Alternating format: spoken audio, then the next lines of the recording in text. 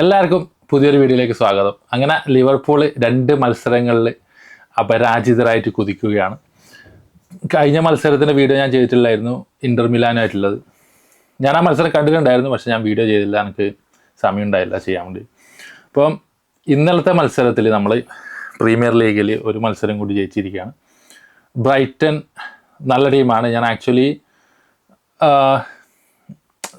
2-0 ജയിക്കുമെന്ന് എനിക്ക് തോന്നിയിട്ടുണ്ടായിരുന്നില്ല. പക്ഷേ കളിയുടെ ഒരുപാട് പോസിറ്റീവുകളുണ്ട് കളിയിൽ.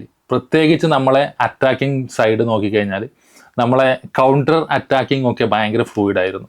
ഒരു നല്ല എന്താ പറയണ്ടേ, പണ്ടത്തെ ഒരുപാട് മുന്നിലെ സീസണിലെ ലിവർപൂൾ എങ്ങനെയായിരുന്നു കൗണ്ടർ അറ്റാക്കിങ്, ഭയങ്കര ഫാസ്റ്റായിട്ടുള്ള കൗണ്ടർ അറ്റാക്കിങ് കളിച്ചത്, അതേപോലത്തെ ഒരു ഫീലിങ്സ് നമ്മൾ കളിയിൽ ഉടനീളം നമുക്ക് കിട്ടിയിട്ടുണ്ടായിരുന്നു. ഫസ്റ്റ് ഹാഫ് ആയാലും സെക്കൻഡ് ഹാഫ് ആയാലും നമ്മളെ കൗണ്ടർ അറ്റാക്കിംഗ് ഒക്കെ നല്ല സ്പീഡും നല്ല ഒരു ഫ്ലൂയിഡും ഉണ്ടായിരുന്നു. പിന്നെ എക്കിറ്റിക്ക് 2 ഗോൾ അടിച്ചു. അതുകൂടാതെ സാലേനെ കുറിച്ച് പ്രത്യേകം പറയണം. 24ാമത്തെ മിനിറ്റിൽ ജോ ഗോമസ് ഇഞ്ചുറി വന്ന് പുറത്തു പോയ സമയത്ത് ഞാൻ ഒരിക്കലും വിചാരിച്ചില്ല സാലേനെ കൊണ്ടുവരുന്നു. ജോ ഗോമസ് ഒരു പ്ലെയർ, നമ്മൾ ചുരുക്കി പറഞ്ഞു കഴിഞ്ഞാൽ ആഞ്ഞ് ഒരു വളി വിട്ട് കഴിഞ്ഞാൽ പരിക്ക് പറ്റുന്ന ഒരു പ്ലെയറാണ് ജോ ഗോമസ്. ഇത്രയും വർഷങ്ങളായിട്ട് ലിവർപൂളിൽ കളിച്ചുകൊണ്ടിരുന്നത് എനിക്ക് തോന്നുന്നില്ല ഏതെങ്കിലും ഒരു സീസണിൽ പുള്ളിക്കാരനൊരു 30 മത്സരമോ 40 മത്സരമോ കണ്ടിന്യൂസ് ആയിട്ട് കളിച്ചിട്ടുണ്ടാവുന്നു.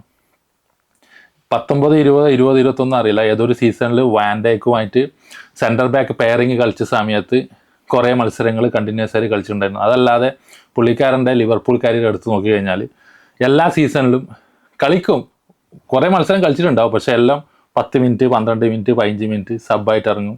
അവസാന നിമിഷം റൈറ്റ് ബാക്കിൽ ഒരു ഡിഫെൻസീവായിട്ട് ഇറക്കുന്നല്ലാതെ പുള്ളിക്കാരനെ സ്റ്റാർട്ടിങ് ലെവലിൽ കളിച്ച അത് 2 മത്സരം സ്റ്റാർട്ടിങ് ലെവൽ ഫുൾ ടൈം കളിച്ചിട്ടുണ്ടെങ്കിൽ 3ാമത്തെ മത്സരത്തിൽ പരിക്കായിരിക്കും. പിന്നെ അത് കഴിഞ്ഞ് ഒരു 2-3 മാസം പുറത്തായിരിക്കും.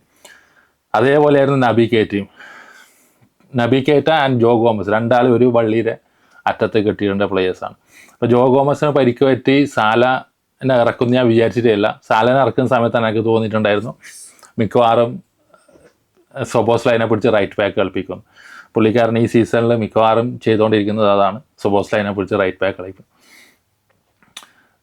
എക്കിറ്റിക്കൊക്കെ കുറച്ചും കൂടി നമ്മളെ ഷോട്ട് പോസ്റ്റിലേക്ക് അടിക്കുന്ന ഷോട്ട് കുറച്ചും കൂടി പെർഫെക്റ്റ് ആക്കിയിട്ടുണ്ടെങ്കിൽ ഈ ഒരു കളിയിൽ ഒരു 3-4 ഗോൾ ഈസി ആയിട്ട് അടിച്ച് കയറ്റായിരുന്നു. ഒരുപാട് നല്ല ചാൻസ് ഉണ്ടായിരുന്നു. പുള്ളിക്കാരൻ തന്നെ ഒരുപാട് ചാൻസ് ക്രിയേറ്റ് ചെയ്തിട്ടുണ്ടായിരുന്നു. അതായത് എന്തെങ്കിലും സ്വന്തമായിട്ട് ഉണ്ടാക്കണം എന്നുള്ള രീതിയിൽ നല്ല റണ്ണായിരുന്നു പുള്ളിക്കാരൻ. ഒരുപാട് കൗണ്ടർ അറ്റാക്കിങ്ങിലും അല്ലെങ്കിൽ സ്വന്തമായിട്ട് ബോൾ എടുത്തിട്ട് തന്നെ പുള്ളിക്കാരൻ ഒരുപാട് നല്ല റണ്ണൊക്കെ നടത്തിയിട്ടുണ്ടായിരുന്നു. ഒരു ബോള് സാലക്ക് ഒരു ബോൾ കൊടുത്തിട്ടുണ്ടായിരുന്നു, പക്ഷെ ആ പന്ത് ഷോർട്ടായി പോയി, ഇല്ലെങ്കിൽ സാലക്ക് അടിച്ച് കയറ്റായിരുന്നു. സാല പിന്നെ അത് കട്ട് ചെയ്ത് ഇൻസൈഡിലേക്ക് വന്നിട്ട് പോസ്റ്റിലേക്ക് അടിക്കായിരുന്നു. അതുകൂടാതെ സാലയ്ക്ക് 90ാമത്തെ മിനിറ്റിൽ കിയാസ് ഒരു ബോൾ വെച്ച് കൊടുത്തിട്ടുണ്ടായിരുന്നു. അത് കേട്ടിട്ടുണ്ടെങ്കിൽ സാലയുടെ ഓവറോൾ ഗെയിം ഒരു കുറച്ചും കൂടി എന്താ പറയണ്ടേ ഹൈലൈറ്റഡ് ആവട്ടായിരുന്നു. ഒരുപാട് നല്ല രീതിയിൽ കളി. സാല 24ാം മിനിറ്റിൽ വന്നതിന് ശേഷം 2-3 പന്തുകൾ നല്ല ചാൻസ് ക്രിയേറ്റ് ചെയ്ത് കൊടുത്തിട്ടുണ്ടായിരുന്നു. ഞാൻ സാലയും സ്ലോട്ടും തമ്മിൽ ഇതിന് മുന്നേ ഉണ്ടായിരുന്ന ഈ ഒരാഴ്ച ഇങ്ങനെ നീണ്ടിരുന്ന അത് ഞാൻ ഒരു വീഡിയോ ചെയ്തിട്ടുണ്ടായിരുന്നില്ല. കാരണം എനിക്ക് സാല നമ്മളെ ലെജൻഡാണ്. സാലനെ കുറിച്ച് ഇവിടെ വന്നിരുന്ന് കുറ്റം പറഞ്ഞ് ഒരുപാട് ആൾക്കാരെ തെറി കേൾക്കാനൊന്നും താല്പര്യം ഇല്ല എന്നുള്ള രീതിയിലായിരുന്നു ഞാൻ അത് ചെയ്യാണ്ടിരുന്നത്. കാരണം സാല പറഞ്ഞതിനോട് ഞാൻ 100% യോജിക്കുന്നുണ്ടായിരുന്നില്ല ആ സമയത്ത്. അതുകൊണ്ടാണ് ഞാൻ ആ ഒരു വീഡിയോ എടുത്തിട്ട് ഇങ്ങനെ പറഞ്ഞ അവസാനം എല്ലാവരെയും മടുപ്പിക്കേണ്ട എന്നുള്ള രീതിയിലായിരുന്നു ഞാൻ ആ ഒരു വീഡിയോ ചെയ്യാതിരുന്നത്. പക്ഷെ ഇന്നലെ സാലയും സ്ലോട്ടും കൈ കൊടുത്ത് എല്ലാം സെറ്റിലാക്കി എന്നൊക്കെ ന്യൂസൊക്കെ കേട്ടതുകൊണ്ട് ഭയങ്കര ആശ്വാസമായിരുന്നു. ഇനിയിപ്പം സാല ആഫ്കോണിന് പോവും, അതിനുശേഷം ജനുവരിയിൽ തിരിച്ചു വരും. അത് കഴിഞ്ഞ് എങ്ങനെയായിരിക്കും സ്ഥിതി എന്നറിയില്ല. ഒരു കാര്യത്തിൽ എനിക്ക് ഭയങ്കര സന്തോഷമുണ്ട്, കാരണം ഗാക്പോ ഇപ്പം പരിക്കുപറ്റി പുറത്താണ്. ഗാക്പോ കളിക്കാത്തവരെന്തോന്നറിയില്ല, എനിക്ക് പ്രത്യേകിച്ചൊരു കളി കാണാൻ തന്നെ ഒരു രസമാണ്. അല്ലെങ്കിൽ ഗാക്പോ ഇല്ല സ്റ്റാർട്ടിങ് 11 അല്ലെങ്കിൽ ടീമിലെ ഇല്ല എന്നറിയുമ്പോൾ എന്നെ സംബന്ധിച്ചിടത്തോളം ആശ്വാസം എന്നുള്ളൊരു രീതിയിലാണ് എനിക്ക്. ബാക്കി നിങ്ങളിപ്പോൾ കളി കാണുന്ന നിങ്ങൾക്ക് എങ്ങനെയാണെന്ന് അറിയില്ല, ഞാൻ ഗാക്പോൻ്റെ ഒരു ഫാനല്ല. ഓക്കെ, കുറച്ച് ഔട്ട്പുട്ടൊക്കെ കിട്ടുന്നുണ്ടായിരുന്നു, പക്ഷേ പുള്ളിക്കാരൻ കളിക്കുമ്പോൾ നമ്മളെ അറ്റാക്കിങ്ങും കൗണ്ടർ വൈസ് എല്ലാം എന്തോ ഒരു കുഴഞ്ഞ് മറിഞ്ഞൊരു അവസ്ഥയാണുള്ളത്. ഇപ്പം ഇനി ചങ്ങായി ഇപ്പോൾ 2 വീക്ക് ഔട്ടാണെന്ന് തോന്നുന്നു. അതിനുശേഷം വന്നു കഴിഞ്ഞാൽ എന്തായാലും സ്ലോട്ടിൻ്റെ ഏറ്റവും ഓമന പുത്രനാണ്, എന്തായാലും ക്യാപ്പോ ഫസ്റ്റ് 11 കളിക്കും. സമയത്ത് ആദ്യം എൻ്റെ മൂഡ് ഓഫ് തിരിച്ചു വരും. ഇപ്പം അതുപോലെ വേർഡ്സിനെ കുറിച്ച് പറഞ്ഞു. നല്ല രീതി വേർഡ്സും എക്വിറ്റിക്ക് നല്ല രീതിയിൽ ലിങ്കപ്പ് ചെയ്ത് കളിച്ചിട്ടുണ്ടായിരുന്നു. വേർഡ്സ് കുറച്ചും കൂടിയും ഫിസിക്കൽ ആവുന്നുണ്ട് എന്നുള്ളൊരു തോന്നൽ വന്നിട്ടുണ്ട്. അതായത് ടൈറ്റ് സ്പേസിലായാലും ഫ്രണ്ടിൽ കളിക്കുന്ന സമയത്തായാലും മുന്നേത്തെ കളിയൊക്കെ നോക്കിയിട്ടുണ്ടെങ്കിൽ പുള്ളിക്കാരൻ ഒരുപാട് പന്ത് കാല് വെച്ച് കഴിഞ്ഞ് ഡിസിഷൻ മേക്കിങ് ഒരുപാട് സമയം എടുക്കുന്ന, ആ സമയത്ത് ഡിഫൻഡേഴ്സ് വന്ന് പന്തെടുക്കുന്നതും അല്ലെങ്കിൽ നമ്മളെ ഇത് ബാർജ് ചെയ്തെടുക്കുന്നതൊക്കെ കണ്ടിട്ടുണ്ട്. പക്ഷേ ഈ ഒരു കളിയിൽ കുറച്ചും കൂടി ആ ടൈറ്റ് സ്പേസിലും പിന്നെ എതിരാളികളോട് കുറച്ചും കൂടി മുട്ടി നിൽക്കുന്നതൊക്കെ പോലെ എനിക്ക് തോന്നിയിട്ടുണ്ടായിരുന്നു. വേർഡ്സ് ആണ് ലിവർപൂളിൻ്റെ ഫ്യൂച്ചർ എന്ന് പറയുന്നത് ബേസിക്കലി. അപ്പോൾ വേർഡ്സ് എത്രത്തോളം നമ്മളെ കളിയിൽ ഇതേപോലെ ഇൻവോൾവ് ആവുന്നുണ്ട് അതിനനുസരിച്ചിരിക്കും നമ്മളെ ഈ ഒരു സീസൺ അല്ലെങ്കിൽ വരാൻ പോകുന്ന സീസണൊക്കെ. ഡിഫെൻസീവലി നമ്മൾ ഓക്കെ ആയിരുന്നു പക്ഷേ എന്നാലും സ്റ്റിൽ നമ്മളെ മിഡും കുറച്ചും കൂടി ഇങ്ങനെ ചില സമയത്തൊക്കെ ഇങ്ങനെ വൈഡ് ഓപ്പൺ ആയിട്ട് തോന്നുന്നുണ്ട്, ഒരുപാട് സ്പേസ് കൊടുക്കുന്നുണ്ട്. ഒരുപാട് എന്തുകൊണ്ട് ഒരു ഗോളെങ്കിലും ആക്ച്വലി മിനിമം അടിക്കേണ്ടതായിരുന്നു. അവർക്ക് ഒരുപാട് ചാൻസ് കിട്ടിയിട്ടുണ്ടായിരുന്നു. പക്ഷെ എന്താ ഭാഗ്യത്തിന് ഒരു ഗോൾ വീണില്ല. സ്റ്റിൽ നമ്മൾ ഒരുപാട് കൺസേൺ ഉണ്ട് നമ്മൾ ഡിഫെൻസീവ് ആയാലും, പ്രത്യേകിച്ച് നമ്മളെ മിഡ്ഫീൽഡിൽ സ്പേസ് ഒരുപാട് എതിരാളികൾക്ക് കൊടുക്കുന്നത്. അതേപോലെ അവരെ പെട്ടെന്ന് ട്രാൻസിഷനിൽ നമുക്ക് ഒരു സസ്റ്റെയിൻ ചെയ്യാൻ പറ്റാത്ത പോലെ നമ്മളെ ഒരു ഷേപ്പ്, അതൊക്കെ ഇനിയിപ്പം വരുന്ന കളികളിലൊക്കെ സ്ലോട്ട് എങ്ങനെയായിരിക്കും മെയിൻറ്റെയിൻ ചെയ്യുക അല്ലെങ്കിൽ അതൊരു സോൾവ് ചെയ്യുക എന്നുള്ളതാണ് ബേസിക്കലി ലിവർപൂളിൻ്റെ ഈ ഒരു സീസണിലെ ഫ്യൂച്ചർ. ഇപ്പോൾ നമുക്ക് ബേസിക്കലി ശരിക്കും പറഞ്ഞു കഴിഞ്ഞാൽ 2 സെൻറ്റർ ബാക്ക് ഓപ്ഷൻ മാത്രമേ ഉള്ളൂ, കൊണാറ്റ ആൻഡ് വാൻ ഡൈക്ക്. ഇതിൽ ഏതെങ്കിലും ഒരാൾക്ക് പരിക്ക് പറ്റി കഴിഞ്ഞാൽ നമുക്ക് മുട്ടം പണി കിട്ടും. മൂന്നാമതുണ്ടായിരുന്ന ഗോമസ് ഓൾറെഡി പരിക്ക് പറ്റി പോയി. ഇനിയിപ്പോൾ ഇതിൽ ഏതെങ്കിലും ഒരാൾക്ക് ഇനിയില്ല മത്സരങ്ങൾ. ഇനിയിപ്പം ഡിസംബർ ജനുവരി വരെയൊക്കെ നല്ല ടൈറ്റ് സ്പേസാണ്. അപ്പോൾ ഏതെങ്കിലും ഒരാൾക്ക് പരിക്ക് പറ്റി കഴിഞ്ഞാൽ നമുക്ക് പണി കിട്ടാനുള്ള സാധ്യത വളരെ കൂടുതലാണ്. ഇപ്പോൾ ജനുവരി ട്രാൻസ്ഫർ വിൻഡോ തുറക്കുന്നവരെ ഇനി ഏതെങ്കിലും ഒരു സെൻറ്റർ ബാക്കിനെ കൊണ്ടുവരാൻ, നല്ല സ്ലോട്ടർ ബാക്കിനൊക്കെ ഒരു ലിങ്കൊക്കെ കാണുന്നുണ്ട്. അല്ലെങ്കിൽ ഏതെങ്കിലും ഒരാളെ ഗുവയിനെ കിട്ടാനുള്ള സാധ്യത ഉണ്ടോ എന്ന് അറിയില്ല, ഗുവയ്ക്ക് വേണ്ടി പോകുമെന്നും അറിയില്ല.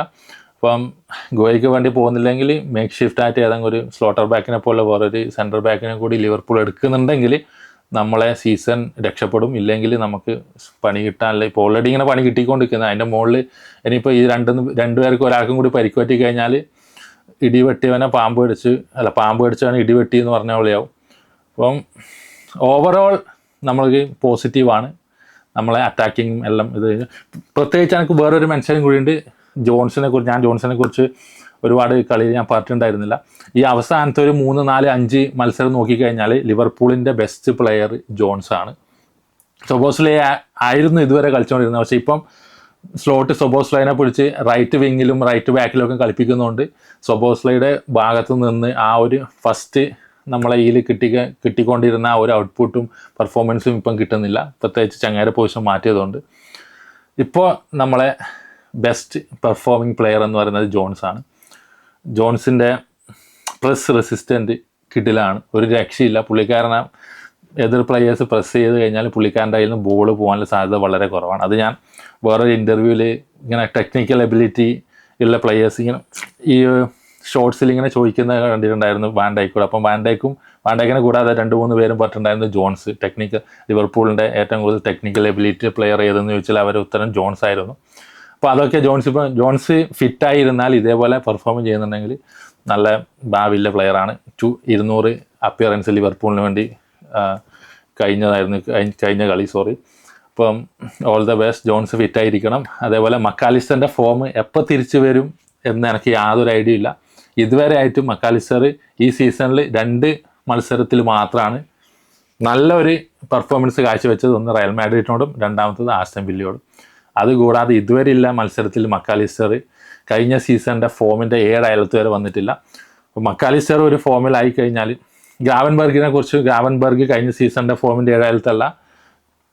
ഇപ്പോൾ ഒരുപാട് ചങ്ങായിക്ക് പിന്നെ റെസ്റ്റും ഇല്ല, ഒന്നുമില്ല. എല്ലാ മത്സരത്തിനും 90 മിനിറ്റ് കളിപ്പിക്കും ഗ്രാവൻബർഗിനെ. അതേപോലെ നെതർലാൻഡിലേക്ക് പോയി കഴിഞ്ഞാൽ അവിടെയും 90 മിനിറ്റ് കളിപ്പിക്കും. ഒരു റെസ്റ്റും ഇല്ലാത്തൊരു പ്ലെയറാണ് ഗ്രാവൻബർഗ്. അതൊക്കെ പുള്ളിക്കാരൻ്റെ പെർഫോമൻസിനെ അഫക്റ്റ് ചെയ്തിട്ടുണ്ട്. പക്ഷെ ഓവറോൾ നോക്കിക്കഴിഞ്ഞാൽ നമ്മൾ ഈ ഒരു മത്സരത്തിൽ സാറ്റിസ്ഫാക്ടറി വിജയമായിരുന്നു. കൂടാതെ ആ ഒരു സാല സ്ലോട്ടിൻ്റെ പ്രശ്നം സോൾവായി. അതുകൂടാതെ സാല കുറച്ചും കൂടി നല്ല രീതിയിൽ കളിച്ച ഒരു മത്സരം കൂടി ആയിരുന്നു. സെൽഫിഷ് അല്ലാതെ ഒരുപാട് പാസുകൾ സാല കൊടുത്തിട്ടുണ്ടായിരുന്നു. ഞാൻ ആസ് യൂഷ്വൽ ഈ ഒരു മത്സരത്തിൽ സാല കൊടുത്ത പാസുകളൊക്കെ മുന്നത്തെ മത്സരത്തിലായിരുന്നെങ്കിൽ അതൊക്കെ സാല സ്വന്തമായിട്ട് അടിച്ചു പുറത്തേക്ക് കളയേണ്ട ചാൻസുകളായിരുന്നു. പക്ഷേ സാല ഈ മത്സരത്തിൽ ഒരുപാട് നല്ല ത്രൂ പാസുകളൊക്കെ കൊടുത്തിട്ടുണ്ടായിരുന്നു. എല്ലാം കൂടിയിട്ട് ഒരു നല്ല മത്സരമായിരുന്നു. പക്ഷേ നമ്മൾ ഒരുപാട് ഡിഫെൻസീവും പിന്നെ മിഡ്ഫീൽഡിൽ നമ്മൾ സ്പേസ് എതിരാളികൾക്ക് കൊടുക്കുന്നതും അതൊക്കെ ഇനിയും പരിഹരിക്കാനുണ്ട്. അത് സ്ലോട്ട് പരിഹരിക്കുമെന്ന് വിശ്വസിക്കുന്നു. അപ്പം കളി കണ്ട നിങ്ങളുടെ അഭിപ്രായം എന്താണെന്ന് കമൻറ്റ് സെക്ഷനിൽ തീർച്ചയായും രേഖപ്പെടുത്തുക. അപ്പോൾ അടുത്ത മത്സരത്തിൽ വീണ്ടും കാണാം. എല്ലാവർക്കും ബൈ ബൈ.